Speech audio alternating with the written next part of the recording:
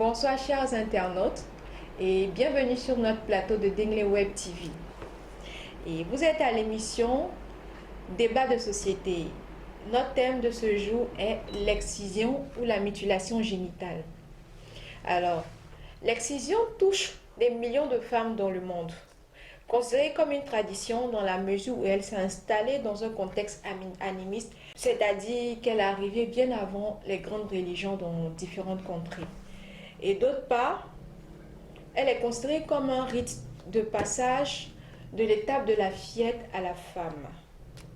Mais face à ces dangers que révèle cette pratique, certaines organisations internationales se sont opposées farouchement à son existence dans les sociétés. Au vu de ce constat, les problématiques que dégage notre thème de ce soir sont de savoir quelle est la définition de l'excision, quels sont les âges qui sont touchés par cette pratique, quelles sont les origines et les raisons de cette pratique, quelles sont les conséquences qu'a cette pratique sur les personnes et sur la société. Et enfin, nous allons chercher à savoir les solutions que nous pouvons envisager pour remédier à ce fléau. Alors, pour débattre de ce thème ce soir, nous avons deux importants invités avec nous sur ce plateau.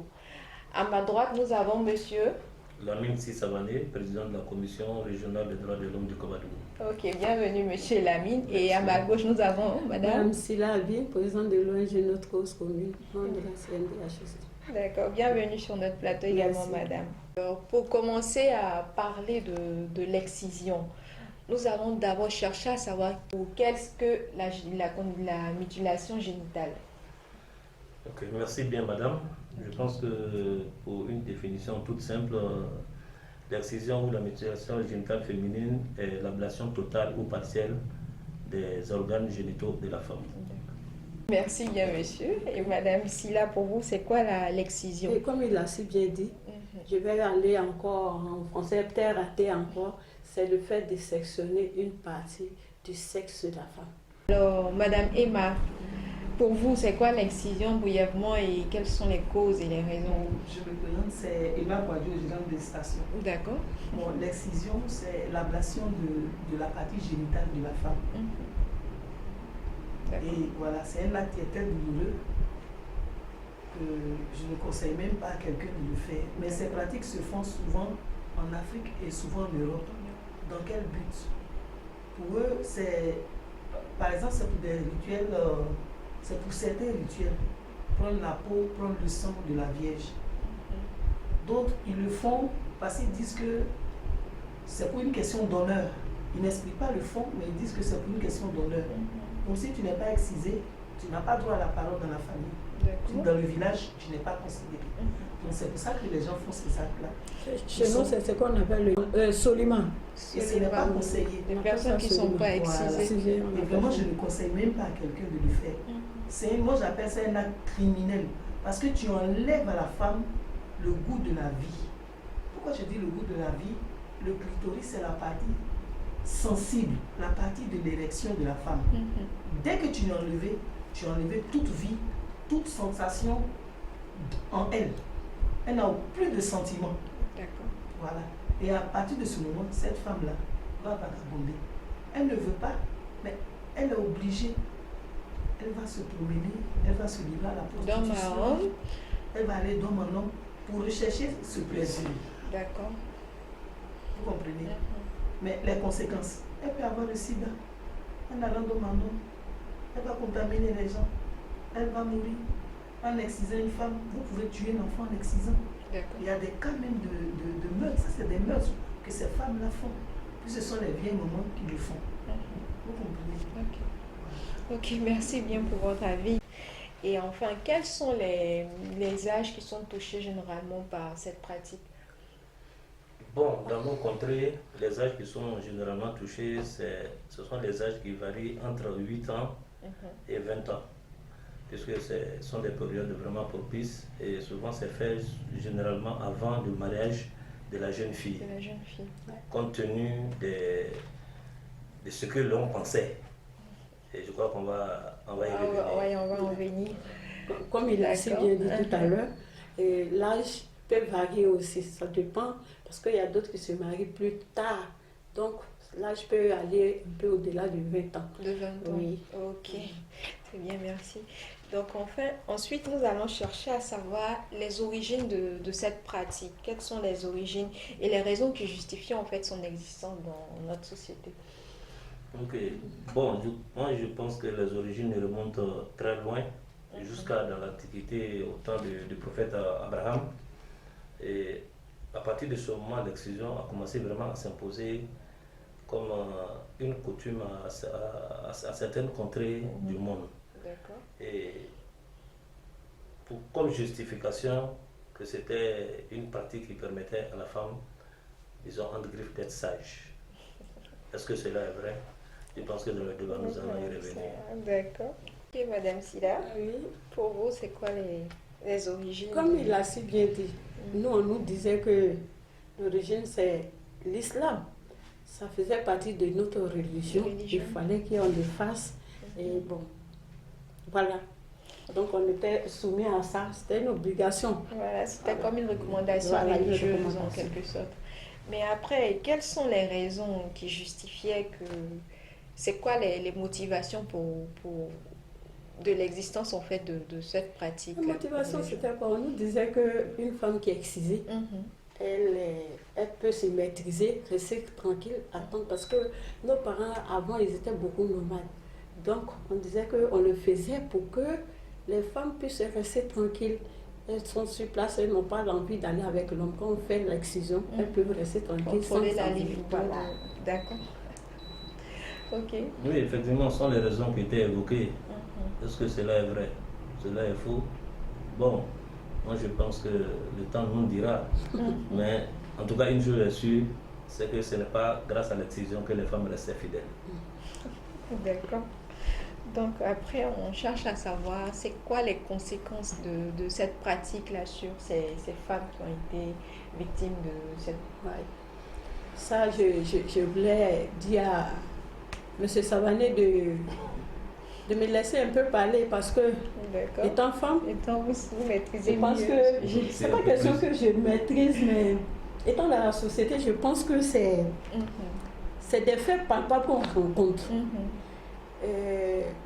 Quand on nous dit les conséquences sont énormes. D'accord. Lesquelles? Parce que nous, on peut dire que nous avons été excisés. Beaucoup de femmes ont subi ça, mais sans connaître les conséquences. Aujourd'hui, avec l'arrivée de la science qui a développé, qui est aussi développée que ça maintenant, on nous montre vraiment les conséquences. Et nous, femmes, quand nous faisons la comparaison de tout ce qu'on nous dit, et puis ce que nous vivons dans nos foyers, nous trouvons que c'est une réalité, c'est la pure vérité. Parce que les conséquences, d'abord, au niveau de l'accouchement. Au dîner, par exemple, je prends l'hôpital. Quand on dit à une femme aujourd'hui qu'on va t'opérer, les femmes refusent aujourd'hui d'aller à l'hôpital pour aller accoucher parce qu'on dit qu'ils vont faire une césarienne. Mais pourquoi? C'est les problèmes de d'excision qui envoient ça. Elle te dit carrément, moi j'ai déjà eu mon premier enfant. Je n'ai pas été opérée, deuxième enfant, et puis on me dit on va m'opérer. Mais la partie du sexe de la femme qu'on a enlevé, le sexe de la femme, c'est comme, comment on dit ça, du caoutchouc, c'est élastique. D'accord. Un caoutchouc qui est bien long peut tirer jusqu'à une certaine distance. Mais quand on coupe dessus, est-ce qu'elle peut atteindre la première distance? C'est pas possible. C'est pas possible. Donc, du coup, la première grossesse, tu peux accoucher. Mais au fur et à mesure que tu fais des enfants, le tour du sexe va se durcir et il n'y a plus d'élasticité. Et du coup, tu ne peux pas faire de... Comment on l'appelle? Tu ne peux pas accoucher normalement. Et il y a des femmes qui perdent leur vie dans ça. Et hormis ça, il y a des femmes qui ont des problèmes de peau.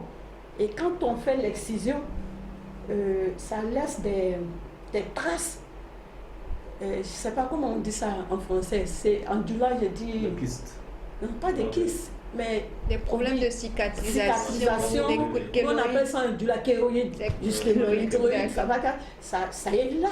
Mais la femme, pour aller avec son mari, elle a peur d'aller avec son mari. Elle ne peut pas expliquer. Tu sais que nous, les femmes, on est beaucoup de... C'est pas comme ça que les femmes... C'est ça, l'éducation. Voilà, fait qu'elle ne peut pas expliquer son truc. Donc, pour aller avec son mari, elle refuse.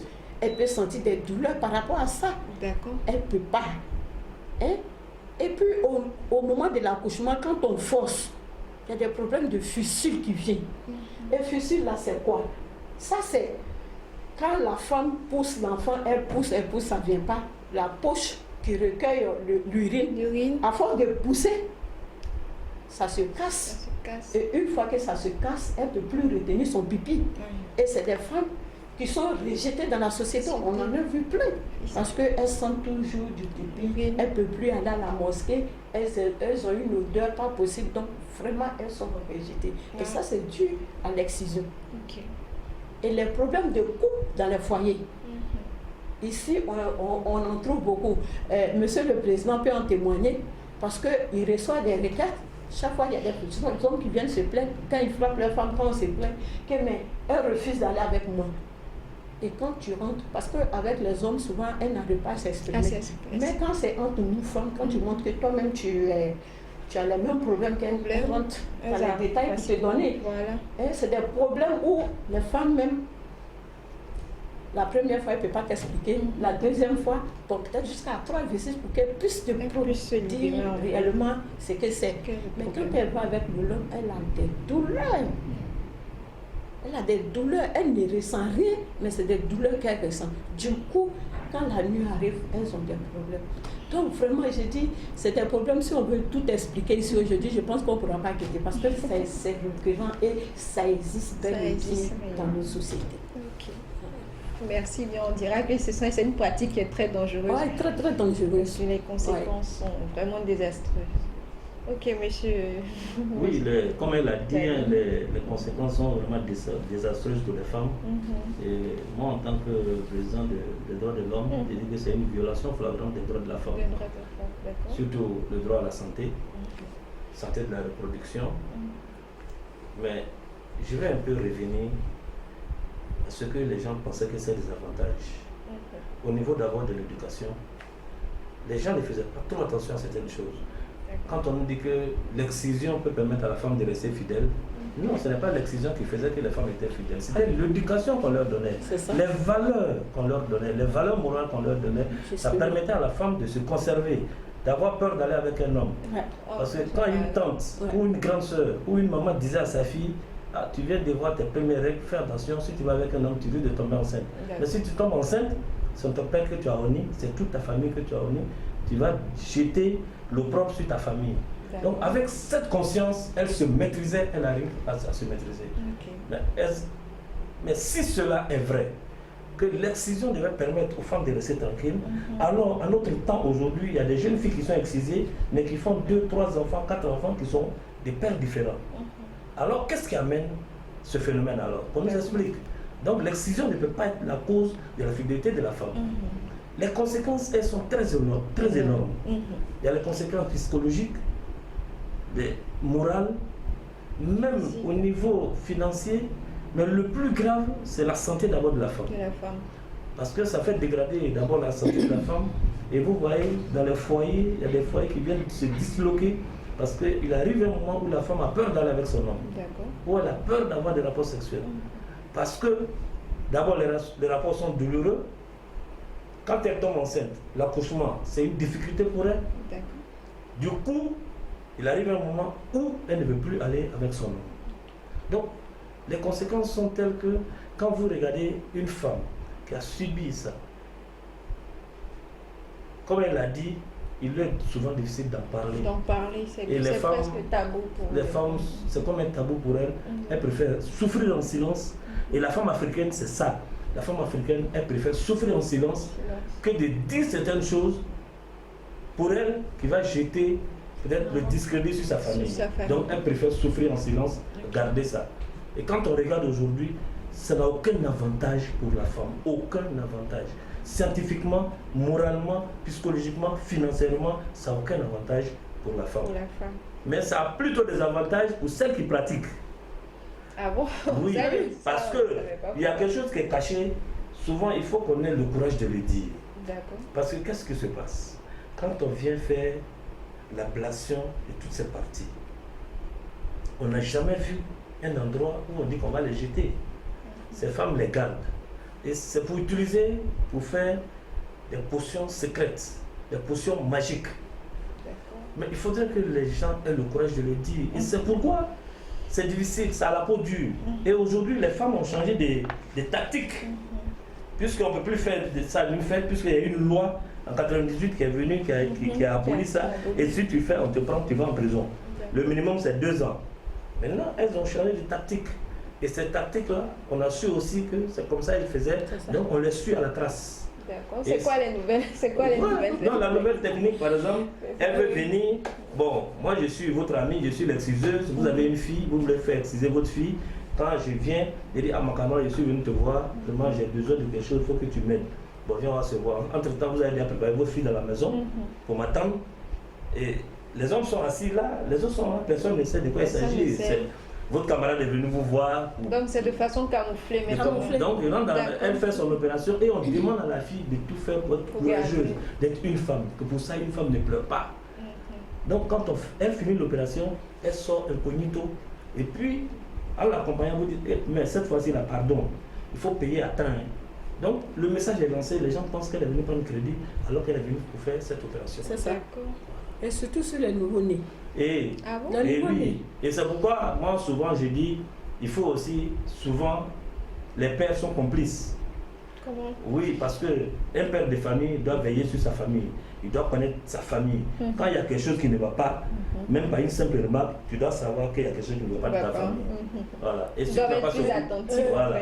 Là, mon président, les hommes, je ne suis pas trop d'accord avec ce qu'il dit là. Parce que les hommes, ils sont combien de fois à la maison? Combien d'hommes sont attentifs aux problèmes des enfants? Il va beau voir l'enfant en train de pleurer. Il ne saura pas que c'est un problème comme ça. Il va penser que peut-être l'enfant a besoin de seins ou bien des choses. Donc, le plus souvent, il faut nous accuser, nous les femmes. Nous sommes à la base. C'est nous les femmes qui sommes à la base. Aujourd'hui, je te dis que tu es là, tu as suivi beaucoup de formations concernant l'excision. Mais les hommes qui viennent suivre ces formations, au sorti de choses, comme on appelle, de cette formation, ont toujours juré ne jamais faire exciser les enfants. Qui vont suivre à la lettre les parents, mais ce n'est pas eux. On va venir te dire, bon, je vais exciser mon enfant. Je veux qu'on excise mon enfant. Puisque toi, tu sais que c'est un truc religieux. Du coup, le père donne son OK, sans savoir réellement de quoi il s'agit. Il ne sait pas. Donc moi, la faute revient aux femmes. C'est les femmes. Et toi-même, moi, par exemple, j'ai subi l'excision. Je connais les conséquences de l'excision. Vous savez mieux les conséquences. Voilà, je peux plus. C'est moi, je dois maintenant lutter pour ne pas qu'on excise mon enfant. C'est moi, je dois lutter. L'homme, il ne peut pas savoir la douleur qu'il y a dedans. Et puis, il y a encore une autre maman. Est-ce que quelle maman qui a assisté à l'excision de sa fille? Jamais. Jamais, ça ne se fait pas. Même la circoncision de l'enfant. Un bébé, quand on doit le circoncire, la maman ne rentre pas avec l'enfant. Tu ne peux pas assister. Mais je pense que si tu as assisté réellement ce qui se passe sur ton enfant, tu ne peux pas accepter qu'on excise ton enfant. C'est ça. Ouais. Ok, donc on dira que la sensibilisation doit plus passer par les femmes parce qu'elles sont celles-là même qui vivent les réalités. Oui, la sensibilisation, mais sans ignorer les hommes. Les hommes, comme il a dit, je sais qu'il a pensé à une partie, à quelque chose pour le dire aussi. Parce que les femmes dépendent des hommes. Et c'est les hommes qui sont responsables de la maison. C'est lui qui décide. Donc tout doit se faire avec l'autorisation. Voilà, avec l'autorisation du papa. Donc s'il est mieux sensibilisé, le papa, je pense qu'il va donner des garants. Si jamais j'apprends par exemple que tu as excisé ma fille, tu sors de ma maison et c'est pour toujours. D'accord. Donc je pense qu'il faut mieux sensibiliser les hommes. En fait, comme elle le dit, on a fait une formation avec des vieux, des leaders communautaires. Et ce jour-là, on était entre hommes. Et on leur a demandé la permission de faire la projection. Et après la projection, il y a un vieux qui est resté assis pendant au moins une bonne dizaine de minutes. D'accord. Quand on lui demande qu'est-ce qu'il y a, il ne répond pas. Et après, il dit mais pourquoi les femmes sont si méchantes? Et lui va aller demander à sa femme pourquoi elle a fait exciser sa fille. On lui dit non, ça c'est bien passé, il faut laisser. Et quand tu le regardais, on était obligé de rester avec lui, vraiment pour le remonter, parce que la position qu'il avait prise, je sais qu'il partait pour faire par à la maison. Parce que quand il a vu le film, ce qu'il a vu, il a compris que c'était grave. Mais, madame, moi souvent, quand les gens me disent que c'est islamique, souvent j'ai ri. Notre meilleur exemple en islam, c'est le prophète Mohammed sallallahu alayhi wa sallam. Mais comment se fait-il qu'une pratique que le prophète n'a pas faite, c'est nous qui allons faire ça pour dire que c'est islamique?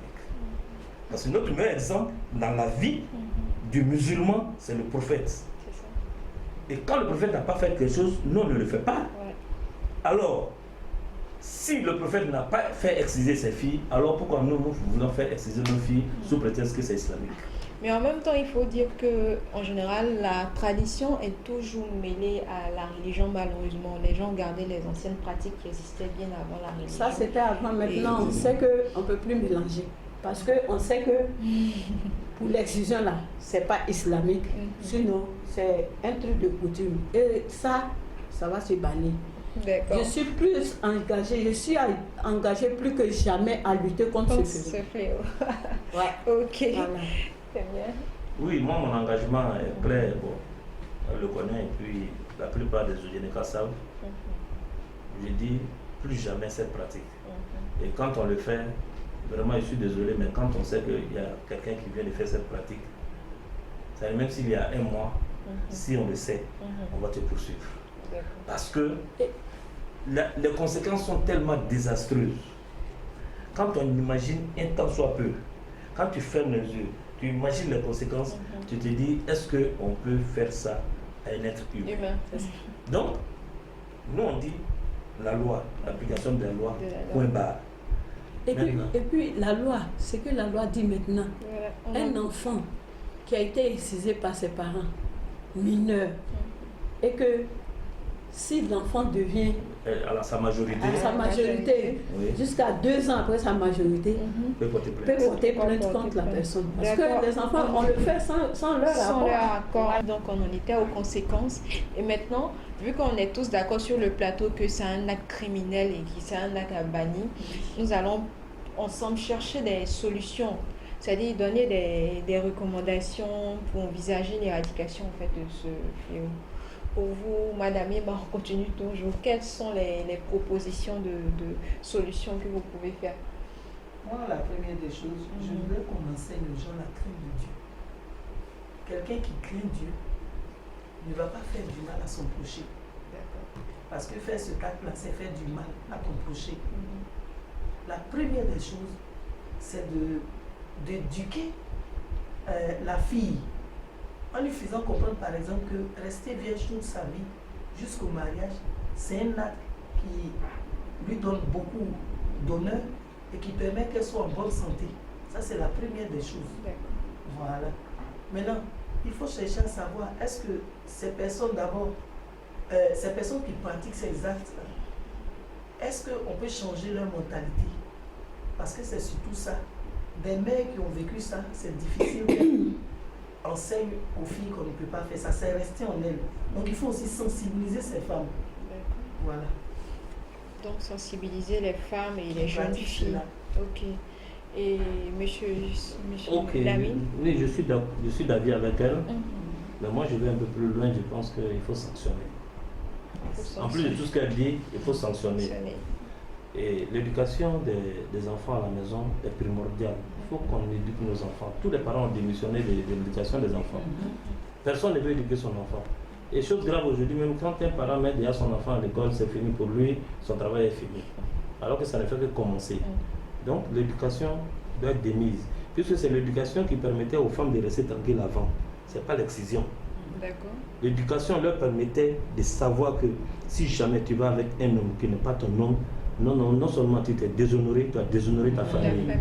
Et ça, consciente de ça, elle faisait très attention à tous les actes qu'elle posait. Mais madame, je vais vous dire qu'il y a certaines personnes qui ont quitté leur village dans l'ancien temps parce que tout simplement, ils ont eu un rapport avec une femme qui n'était pas leur femme. Ils ont fui nuitamment, ils sont allés en Basse-Côte, ils sont restés là-bas, ils ont fait toute leur vie là-bas. La honte a fait qu'ils ne sont plus revenus. Ils sont mariés là-bas, ils ont eu des enfants, mais ils ne peuvent plus revenir au village, tout simplement parce qu'il a eu rapport au mariage. Donc il a déshonoré sa famille. Et lui, il ne peut pas supporter ça.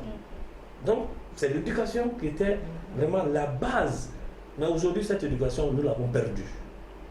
Et c'est vrai, on parle de sensibilisation. Mais quand on parle de sensibilisation, mais il faut sensibiliser, je pense que c'est tout le monde qu'on doit sensibiliser. D'abord, en premier, les femmes. Il faut que les femmes soient sensibilisées. Il faut que les médias soient sensibilisés.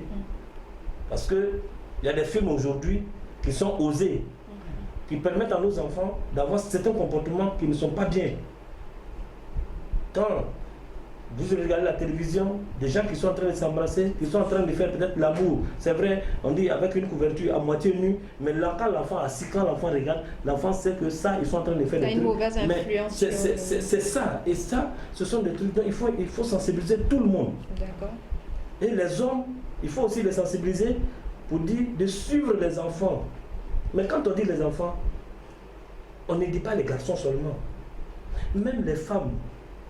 Et aujourd'hui, moi j'ai dit que la femme apporte plus à la société que souvent les hommes.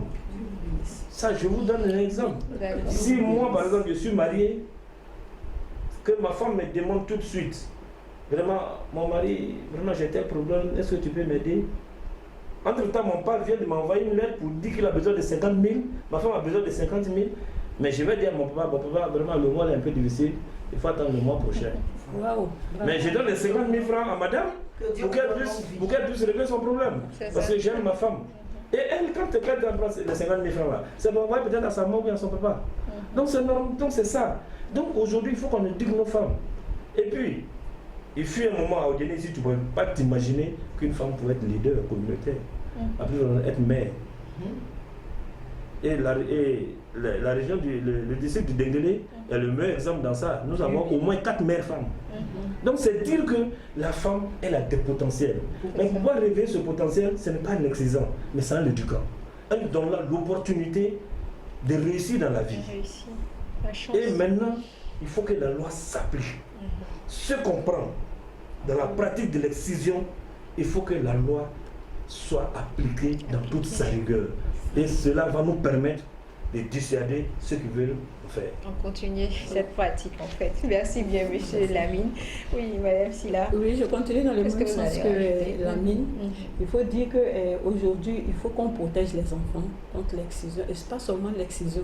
Et ça, si on veut arriver à quelque chose, il faut qu'on soit unis d'abord dans le foyer. L'homme et la femme doivent s'entendre d'abord pour qu'on puisse éduquer les enfants comme il se doit. Et comme il a dit, l'excision ne peut pas empêcher une femme de faire ce qu'elle veut. Je pense que c'est l'éducation. C'est vrai, il y a beaucoup de femmes qui ont été sensibilisées. Il y a d'autres qui sortent aujourd'hui. Mais par contre, il y a certaines qui subissent ces problèmes-là, ces difficultés, ces torts-là dans le foyer. Mais elles préfèrent rester dans le foyer à cause de sa dignité. Elle ne peut pas aller chercher ce plaisir-là dehors. Elle préfère rester ça. C'est l'éducation qu'elle a reçue. C'est selon l'éducation qu'elle a reçue. Donc je pense que la sensibilisation, on continue de faire la sensibilisation, mais il faut qu'on mette en pratique l'oppression. Parce que il y a d'autres, on va pour les sensibiliser. Eux, c'est l'argent que ça leur apporte qui les intéresse. C'est ça. Et si on a puni 3 ou 4 comme ça, parce que ça a été déjà fait une fois au dîner, mais depuis plus de 2 ans, 3 ans maintenant, on n'a plus vu quelqu'un là-bas. Mais il faut que ça continue pour que ça serve de leçon aux autres pour le faire. Et en faisant la sensibilisation, il faut qu'on rentre dans les fins fonds des villages un peu enclavés. Parce qu'aujourd'hui, en ville, c'est rare de le voir. Mais ces femmes-là prennent ces filles-là, faire comme elles vont rendre visite au village, et elles profitent de l'occasion pour faire l'excision. Donc, il faut qu'on étende plus la sensibilisation au niveau des villages un peu enclavés. Moi, c'est mon avis. Ok, merci bien. Et qu'est-ce que vous pensez de l'alphabétisation dans tout ça? Parce que pour moi, les femmes qui ne sont pas instruites, qui ne sont pas allées à l'école, ne comprennent pas vraiment. C'est pas parce qu'elles ne comprennent pas. Moi, Je vais dire qu'à dîner, par exemple, quand je parle, je prends toujours exemple sur ce qui se passe chez moi parce que nous sommes dans la société. C'est clair. On est tout le temps parti. Une femme qui va se lever matin, elle va se réveiller à 4 h du matin. Elle va faire ses travaux à la maison. Quand elle finit, elle doit aller au champ. Elle doit préparer, envoyer au champ parce que le mari est déjà au champ. Elle se rend au champ. Elle va aider son mari au champ. Elle doit chercher son fagot, venir à la maison. Elle va quitter là-bas à 16 h ou bien à 15 h avant le mari pour pouvoir venir faire des travaux ménagers, préparer pour que l'homme... Et quand l'homme vient, lui, il attend, il finit de se laver, il attend son repas. Elle va finir de faire tout ça. Elle doit s'occuper de son enfant, s'occuper d'elle-même. Elle a quel temps pour aller apprendre? D'accord. Parce que nous, on a essayé plusieurs fois. Mais il y a des femmes qui sont dévouées à venir. Mais souvent, quand elle quitte au champ, quand elle finit comme ça, elle dit, je vais m'étendre un peu avant de venir. Tu l'appelles, elle dit, hé, Yafama. C'est-à-dire, j'ai voulu m'étendre un peu puis venir, mais le sommeil m'a pris. C'est la fatigue. Parce que moi-même, je suis pour l'alphabétisation, parce que je veux que mes femmes aillent de l'avant, parce que l'alphabétisation est très importante dans notre pays. Il y a trop de choses dans l'alphabet au niveau des femmes, surtout les femmes, parce que l'école était avant pour les hommes, les femmes devaient rester à la maison pour s'occuper des travaux. Donc pour dire que ce n'est pas parce qu'elles n'ont pas la motivation de venir, mais je pense que pour ça aussi, pour l'alphabétisation, il faut encore parler avec les hommes. Il faut encore parler avec les hommes pour qu'au moins, même si c'est un jour dans la semaine où la femme ne doit pas aller au champ avec lui, lui-même il donne ce jour à la femme pour l'amener au moins à apprendre quelque chose. Voilà. Ok. Donc, je pense qu'on a eu les avis de tout le monde concernant la définition, les raisons, les conséquences et aussi les solutions envisageables pour éradiquer ce fléau. Notamment, il faut sensibiliser, il faut passer beaucoup par la sensibilisation, mais aussi il faut oppresser parce qu'il faudrait que la loi se fasse appliquer pour les personnes qui ne respecteront pas en fait les mesures prises contre ces sanctions. Voilà, les sanctions. Voilà, il faudrait que les gens soient sanctionnés par rapport à tout ça. Et merci bien à nos différents invités. Je voulais ajouter quelque chose. D'accord. Excusez-moi. Par rapport à l'oppression, je voulais dire à mes parents aussi vraiment de laisser nos autorités faire leur travail au niveau d'ici. Parce que franchement, ils se plaignent toujours qu'ils n'arrivent pas à travailler. Quand quelqu'un commet un acte, il faut toujours venir intervenir.